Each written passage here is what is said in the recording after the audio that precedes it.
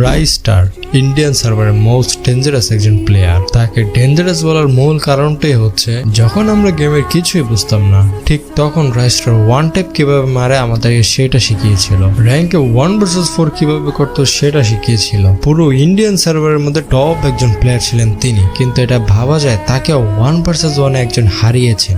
এক ম্যাচ না, 2 ম্যাচ না, টানা তিনটা ম্যাচটা যদি 4 vs 4 হতো তাহলে বিষয়টা অন্যরকম থাকতো, কিন্তু 1 vs 1 তাকে হারিয়েছে, তাহলে বুঝতেও পারতেছেন অপোনেন্ট প্লেয়ার কত ভালো খেলতো। আর সে শুধু ভালোই খেলতো না, সে একজন স্পোর্টস প্লেয়ার বলে কথা। কিন্তু এটা আদৌ কি সম্ভব রাইস্টারকে 1 vs 1 হারিয়ে দেওয়া? এটা কি মুখের কথা? যেই রাইস্টার কিনা মেনা সার্ভারের বিএনএল বিটুকে ভিনসেন্টের সাথে 1 vs 1 করে টক্কর দেয় তাদেরকে, আর সেই রাইস্টারকে 1 vs 1 একজন স্পোর্টস প্লেয়ার হারিয়ে দিয়েছে, তাও 3 ম্যাচ। কে সেই প্লেয়ারটা, কি তার নাম, কি তার পরিচয়? কমেন্টে অবশ্যই জানিয়ে যাবেন।